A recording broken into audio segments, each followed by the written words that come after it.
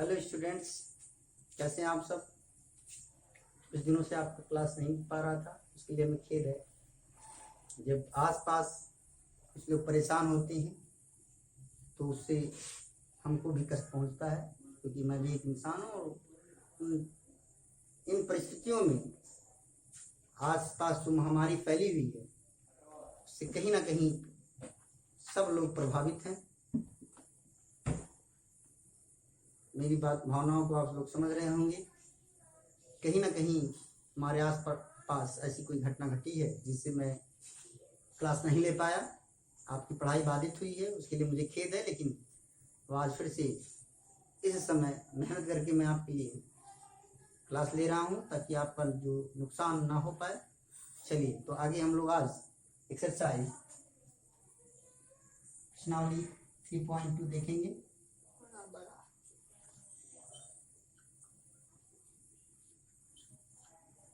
प्रश्नावली 3.2 देखेंगे, जिसमें पहला क्वेश्चन है।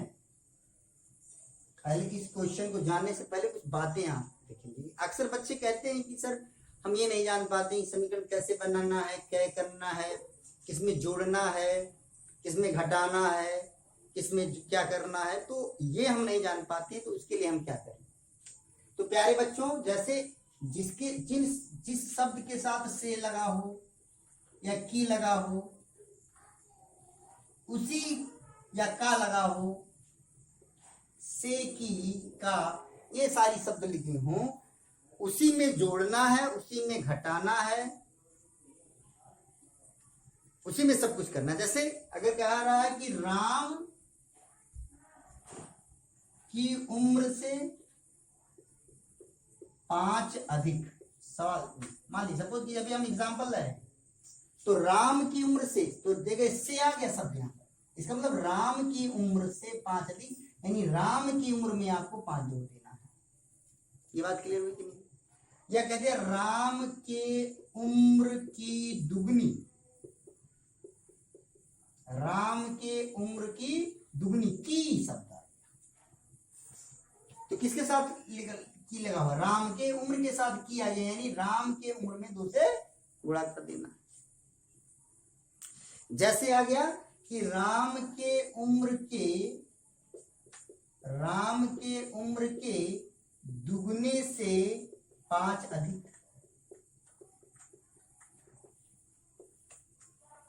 तो राम के उम्र के या का की के दुगने, यानी राम की उम्र में क्या करना है, 2 से गुणा करना है, और 5 अधिक यानी उसमें फिर गुणा करके 5 जोड़ देना है। तो ये कीवर्ड है आपका। कीवर्ड मतलब वर्ड है कि से है, की है, का है, उसी में जोड़ना है, उसी में घटाना, जो भी प्रोसेस है उसी में करना। ये बात क्लियर होगी कि नहीं होगी। सवाल आते रहेंगे, हम आपको बताते रहेंगे। ये बात क्लियर हुई कि नहीं हुई। तो कैसे करना है, जैसे आ गया राम की चाल श्याम की चाल से 5 अधिक है, तो श्याम की चाल से 5 अधिक, यानी श्याम की चाल में 5 जोड़ना है। क्योंकि अक्सर बच्चे कहते सर हम जान ही नहीं पाते किसमें जोड़ना है, किसमें घटाना है। तो जिसके साथ सी लगा हो, की लगा हो, का लगा हो, एक एग्जाम्पल के लिए उसी में आपको जोड़ना या घटाना है। ये बात क्लियर हुई कि नहीं हुई। मुझे लगता है क्लियर हो गई होगी। तो अब पहला सवाल हम लोग देखते हैं। तो पहला जो क्वेश्चन है वो ये है कि कक्षा 10 में कितने छात्र हैं, 10 छात्र। पहला तो कक्षा 10 में 10 विद्यार्थी, क्लास 10th है और विद्यार्थी भी 10 है। ये बात क्लियर हो गई। तो उसमें जब विद्यार्थी 10 है तो उसमें लड़के भी होंगे और लड़कियां भी होंगी। क्लियर, कोई दिक्कत तो नहीं, लड़के भी हैं और लड़कियां भी। ठीक, लड़के भी हैं और लड़कियां भी। तो ना लड़कों की संख्या पता है ना लड़कियों की संख्या पता है। सवाल में कह रहा है कि लड़कों और लड़कियों की संख्या बताइए। तो सबसे पहले लिखेंगे आप कि माना लड़कों की संख्या बराबर x और लड़कियों की संख्या कितनी हो गई,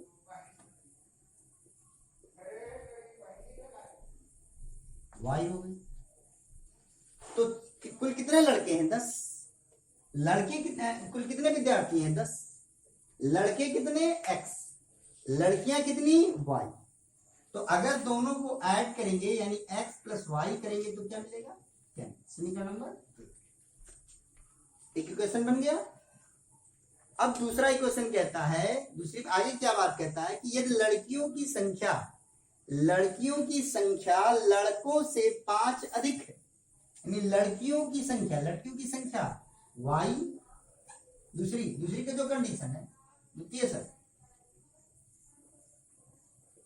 शर्त ये है कि लड़कियों की संख्या, तो लड़कियों की संख्या है कितनी y, लड़कों की संख्या से, तो लड़कों की संख्या क्या हो गया x, से किसके साथ से लगा हुआ है, सवाल में लिखा हुआ है कि लड़कियों की संख्या, कामा पर ध्यान देंगे, यहाँ पर ऐसे कामा लगा हुआ है, यानी लड़कियों की संख्या, कामा लगा हुआ यानी एक पक्ष में लड़कियों की संख्या हो गई, ये भी ध्यान देना है। कौन बाएं पक्ष में लिखना है, कौन है, यहाँ पर कामा लगा हुआ है लड़कियों की संख्या, तो बाईं तरफ हो गया y, लड़कियों की संख्या, लड़कों की संख्या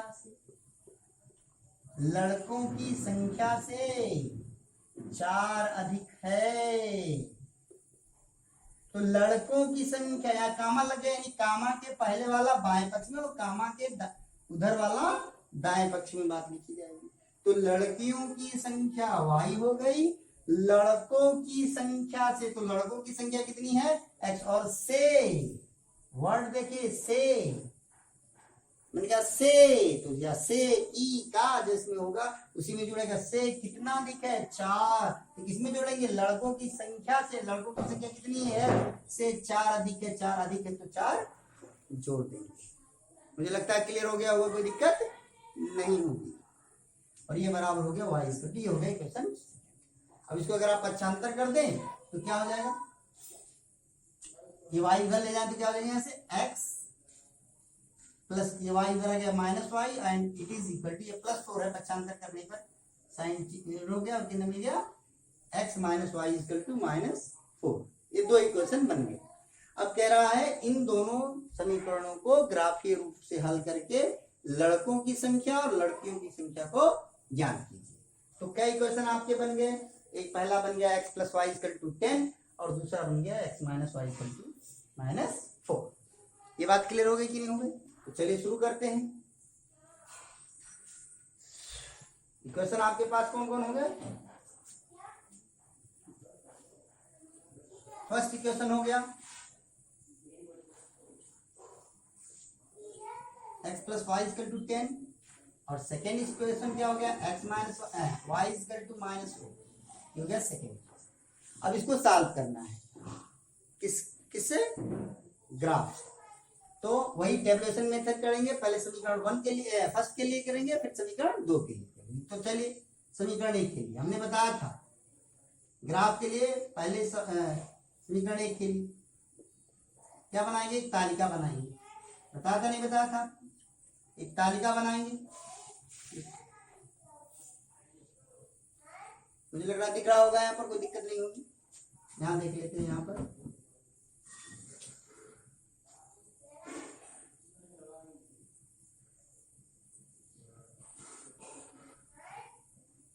ऐसे बताया था हमने दो तरह के ग्राफ बताए थे। पहला ग्राफ तो हमने अलग अलग, जब एक एक समीकरण के लिए बताया थे तो अलग है कि एक बार x बराबर 0 रखेंगे, एक बार y बराबर 0 रखेंगे, वो वाला बताया था। दूसरा ये वाला बताया था कि जब दो समीकरणों को सॉल्व करना होगा तो x की वैल्यू रखते जाएंगे और y की वैल्यू रखते जाएंगे अपनी मन से। तो चलिए समीकरण 1 के लिए x यहाँ पर लिख दिया और ये y लिख दिया, और x इक्वल टू अगर आप 0 रखेंगे, पहले समीकरण की बात कर रहे हैं, x इक्वल टू 0 रख रहे हैं तो 0 प्लस y इक्वल टू क्या हुआ 10, x y इक्वल टू कितना मिल जाएगा 10। अब अगर x इक्वल टू 1 रख रहे हैं आप, कितना रख रहे हैं 1, तो x इक्वल टू अगर 1 रख रहे हैं आप, तो x इक्वल टू 1 रखेंगे तो क्या मिलेगा आपको 1 प्लस वाई, x यहाँ पर 1 रख रहे हैं तो 1 प्लस वाई इक्वल टू क्या मिला 10, तो 10 मिला तो y इक्वल टू क्या हो जाएगा 10, और ये प्लस 1 उधर क्या आ जाएगा -1, therefore y equal to 10 minus 1 equal to किसको हो गया 9 के, तो यहाँ पर हो गया 9। क्लियर हो गया नहीं हो गया? अब 2 रख दीजिए यहाँ पर, x इक्वल टू 2 रख दीजिए, तो x इक्वल टू अगर 2 रखेंगे तो x इक्वल टू 2 फिर से रखे इसमें, तो x इक्वल टू 2 रखेंगे तो क्या हो गया 2 और plus y is equal to 10, therefore y is equal to किसका हो जाएगा 10 और प्लस 2 है तो क्या हो जाएगा -2, तो इसका टू किसका आ गया 1, यहाँ पर हो गया 1। क्लियर हो नहीं हो गया? अब अगर आप देखिए तो यहाँ पर देखिए इसमें अब आप बुद्धि अगर थोड़ा सा विवेक का काम करें, थोड़ा सा बुद्धि लगाए, तो ये 0 के बाद 1, 1 के बाद 2, अगर 2 के बाद क्या रखेंगे 3, तो यहाँ पर देखिए 10 आया है y की वैल्यू, फिर यहाँ पर 9 है, 1 घटा फिर 8 आ गया, तो यहाँ पर कितना आएगा 7 आ जाएगा। क्लियर हुआ कि नहीं हुआ? फिर देखिए 1 फिर 2 फिर 3, तो यहाँ पर कितना आएगा 4, और ये हो गया 10, 10 के बाद 9, 9 के बाद 8, 8 के बाद 7, तो 7 के बाद क्या आएगा यहाँ पर 6 आ गया। कोई दिक्कत तो नहीं है? ये बात हो गई कि नहीं हो गई? अब इतना ही रोक देते हैं, अब इसको भी ऐसे ही हल करते रहते हैं समीकरण 1 को। अब कुछ ऐसे ही अब किसके लिए करेंगे 2 के लिए, फिर अगर इस दोनों में मिल जाएगा तो ठीक है, नहीं तो फिर हम दोनों के लिए टेबल आगे भी बढ़ाएंगे। तो चलिए समीकरण 2 के लिए आप देखिए, 2 के लिए भी ये एक साथ करेंगे आप तो बेहतर होगा। जैसे यहाँ पर x इक्वल टू 0 रखा तो समीकरण 2 में भी x इक्वल टू 0 रखते थे, यानी जो वैल्यू यहाँ पर रखी 2 टेबल एक साथ बनाएंगे ऐसे। इसे फिर से समझिए, जैसे यहाँ पे भी x एक पहले लिख लीजिए एक्स वाई, और इसमें भी लिख लीजिए एक्स वाई। अब जैसे यहाँ पर आप, मैं ये तो बता ही चुका हूं आपको,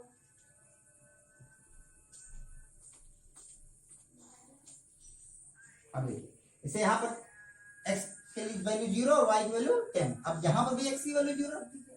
तो जब अब किसके लिए बात करें समीकरण 2 के लिए, तो x की वैल्यू जब 0 रख रहे हैं तो जैसे ही आप x की वैल्यू 0 रख रहे हो दोनों एक साथ कीजिए, तो दोनों को एक साथ करने का फायदा क्या होगा कि आपको ये पता हो जाएगा कि हमको कहाँ तक जाना है। नहीं तो आपको सर कहाँ तक हम जाएंगे अंदाजा कैसे लगेगा, कैसे हम पहुंच पाएंगे? इसलिए जो वैल्यू यहाँ पर पुट करिए वही वैल्यू यहाँ पर, तो x इक्वल टू आप 0 रखते, तो यहाँ पर आपने x इक्वल टू 0 रखा समीकरण 2 में, तो x इक्वल टू जब 0 रखेंगे तो क्या मिलेगा 0 minus y is equal to किसके हो गया -4, तो 0 माइनस वाई क्या हो गया -y, और it is equal to -4, minus into minus क्या हो गया प्लस, y की वैल्यू कितनी मिल गई 4, तो y इक्वल टू क्या मिल गया 4 मिल गया। क्लियर हो गया नहीं हो गया? चलिए आगे बढ़िए। फिर आपने x इक्वल टू 1 रखा, तो जब x इक्वल टू 1 रखा तो इसमें y की वैल्यू कितनी मिली 9, बता चुका हूँ इसलिए दोबारा नहीं बता रहा हूँ। अब x इक्वल टू 1 जब इसमें रखा तो x इक्वल टू 1 इसमें भी रख दीजिए, तो जैसे x इक्वल टू 1 रखेंगे क्या मिलेगा यहाँ पर 1 माइनस वाई, और 1 माइनस वाई इक्वल टू किसके हो गया -4। अब ये यहाँ से क्या हो जाएगा किसमें रख रहे हैं समीकरण 2 के बाद चल रही x यहाँ पर कितना रखा 1 माइनस y की जहाँ पर हो गया y, और इक्वल की जब हो गया -4 यहाँ पर लिखा -4, तो यहाँ से माइनस वाई इक्वल टू किसके हो जाएगा -4, ये +1 उधर क्या हो जाएगा -1, तो देखो माइनस वाई इक्वल टू किसके हो गया -5, तो माइनस इंटू माइनस क्या हो गया प्लस, y इक्वल टू कितना हो गया 5। अब इसमें जब हमने x इक्वल टू 2 रखा था तो y की वैल्यू कितनी आई थी 8, में बता चुका हूँ इसलिए डायरेक्ट लिख दिया।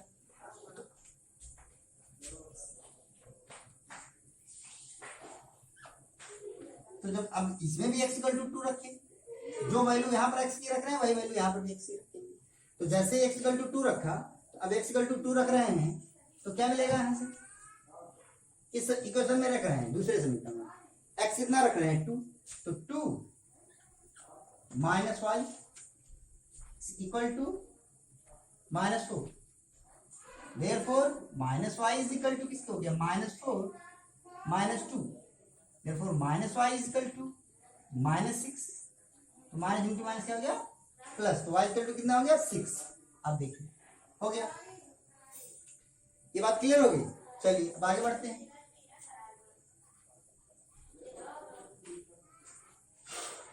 अब देखिए अब x इक्वल टू इसमें 3 रखिए, तो अगर x इक्वल टू आप 3 रख रहे हो, x कितना रख रहे हो 3, तो जब x इक्वल टू 3 रखते हो तो y की वैल्यू कितनी आई थी 7। अब x इक्वल टू 3 यहाँ पर भी लिख दीजिए, x इक्वल टू 3 इसमें भी लिख दीजिए, तो x इक्वल टू जब 3 रखेंगे आप तो क्या मिलेगा दूसरे इक्वेशन में x इक्वल टू कितना लिखेंगे 3, 3 हो गया, x की जगह पर कितना रखे 3, सेकंड इक्वेशन की बात कर रहे हैं, माइनस की जगह पर हो गया माइनस, y की जगह पर कितना y हो गया, और इट इज इक्वल टू किसके आ गया -4 के हो गया, therefore minus y is equal to किसके हो गया -4 ए प्लस 3 किधर हो गया -3 minus y is equal to किसके हो गया -7 क्लियर हो नहीं होगा तो माइनस इंटू माइनस क्या हो गया प्लस वाई इक्वल टू 7 अब देखिए ध्यान यहाँ पर x इक्वल टू 3 पर y इक्वल टू 7 यहाँ भी x इक्वल टू 3 पर y इक्वल टू 7 यानी अब हमको आगे टेबल बनाने की जरूरत नहीं तो अब आपको समझ में आ गया कि सर हमको कहाँ तक करना है जो वैल्यू x की यहाँ पर रखते जाएंगे वही वैल्यू x की यहाँ पर रखते जाएंगे और जब x और y की वैल्यू दोनों की क्या हो जाएगी सेम हो जाएगी बस वहीं पर हम वैल्यू पुट करना छोड़ देंगे तो दोनों टेबल एक साथ बनाएंगे तो फायदा क्या मिला आपको एक अंदाजा हो गया कि कहां तक आपको जाना है मुझे लगता है ये बात क्लियर होगी कोई दिक्कत नहीं होगी अब ये आपका आंसर आ चुका है कि x की वैल्यू कितनी होगी 3 होगी और y की वैल्यू 7 होगी एकदम स्पष्ट हो गया लेकिन अब क्योंकि कह रहा है कि ग्राफीय विधि से हल कीजिए तो इसलिए आप ग्राफीय विधि से इसको हल करेंगे क्लियर हुआ कि नहीं हुआ चलिए शुरू करते हैं तो अब ग्राफ देखते हैं यहां पर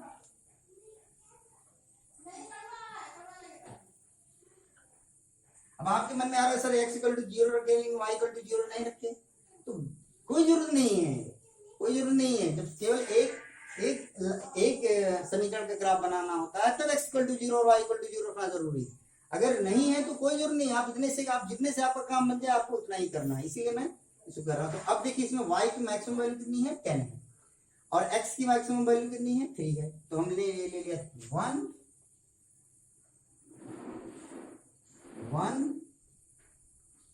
2 और 3 और y 1 2 3 4 5 6 7 8 9 ये हो गया 10 क्लियर अब देखिए 0 कामा 10 ये हो गया 0 x 0 y 10 तो x 0 न दाएं गए न बाएं गए 10 तो 10 यानी सीधे ऊपर गए ये हो गया 0 कामा 10 ये पॉइंट हो गया 0 कामा 10 क्लियर फिर है x1 y 9 तो x1 दिया हुआ इसका मतलब दाईं तरफ गए 1 स्टेप और फिर 9 दिया हुआ यानी इसके सीध में कितने स्टेप जाएंगे 9 स्टेप तो ये हो गया आपका 1 कामा 9 हो गया ये बात क्लियर होगी नहीं होगी फिर दिया हुआ 2 कामा 8 यानी दाईं स्टेप तरफ कितने का स्टेप गए 2 स्टेप फिर कितने y की वैल्यू कितनी दी 8 तो ये हो गया आपका 2 के लाइन में कहां पे जाएंगे 8 लाइन 8 कहां पर है यहां पर तो इसके सामने फिर पहले किधर गए 2 और फिर 1 2 3 4 5 6 7 8 यानी ये हो गया आपका 2 कामा 8 क्लियर हो गया नहीं हो गया और फिर क्या है 3 कामा 7 तो आप गए 3 और 3 पहले दाएं तरफ कितने स्टेप गए 3 x की वैल्यू कितनी हो गई 3 और 7 तो 1 2 3 4 5 6 7 तो हो गया ये 3 कामा 7 x की वैल्यू 3 और y की वैल्यू 7 ये 3 कामा 7 हो गया अब इनसे जाने वाली एक लाइन आप खींच दीजिए ऐसे जाने दीजिए ये लाइन बन गई कि नहीं बन गई ये लाइन बन गई कि नहीं बन गई क्लियर इससे जाने वाली लाइन बन गई और ये कौन सा इक्वेशन है x plus y is equal to 10 ये पहला हो गया अब चलिए दूसरे वाले को देखते हैं x इक्वल टू 0 पर y कितना है 4 तो 0 न दाएं गए न बाएं गए 4 यानी ये स्टेप हो गया 0 कामा 4 यहाँ पर लिख दिया आपने 0 कामा 4 लिख दिया ये बात क्लियर होगी नहीं हो गई फिर है 1 कामा 5 तो यानी 1 स्टेप यहाँ गए और 5 स्टेप यहाँ पर गए तो ये हो गया 1 कामा 5 हो गया इसको लिख दीजिए आप 1 कामा 5 क्लियर फिर कितना लिखा हुआ 2 6 यानी x की वैल्यू 2 और y की वैल्यू 6 तो दाहिने तरफ कितना कदम गए 2 कदम दाहिने तरफ का कदम गए 2 कदम 1 और 2 2 हो गया और फिर कितना 6 तो 1 2 3 4 5 6 यानी ये हो गया आपका 2 कामा 6 हो गया कि नहीं हो गया फिर x की वैल्यू कितनी है 3 और y की वैल्यू 7 है तो x की वैल्यू 3 y की वैल्यू 7 यहाँ पर हो चुकी है तो अब इनसे जाने वाली एक लाइन खींच देंगे ऐसे, इनसे जाने वाली एक लाइन ऐसे आप खींच देंगे। क्लियर हो गया नहीं हो गया? इधर भी बढ़ा देंगे, सीधे लाइन खींच देंगे पटली से। क्लियर हो गया कि नहीं हो गया? और ये दोनों लाइन कहाँ पर पॉइंट मिल रही है? 3,7 पे। तो ये कहाँ पर प्रतिच्छेदित कर रही है? 3,7 पर, 3,7 पर। इसलिए x की वैल्यू कितनी हो गई? 3 और y की वैल्यू हो गई 7। ये हो गया ग्राफीय निरूपण से, ग्राफीय विधि से इसका हल। तो क्या देखा आपने कैसे रखना है? पहले आपको जो है क्या स्टेप हुए? 3 स्टेप हुए, 3 स्टेप करने हैं हमको। पहला स्टेप इक्वेशन बनाना है। इक्वेशन बनाने के बाद क्या करना है? दोनों समीकरण जब मिल जाए आपको तो दोनों के लिए सारणी बनानी है।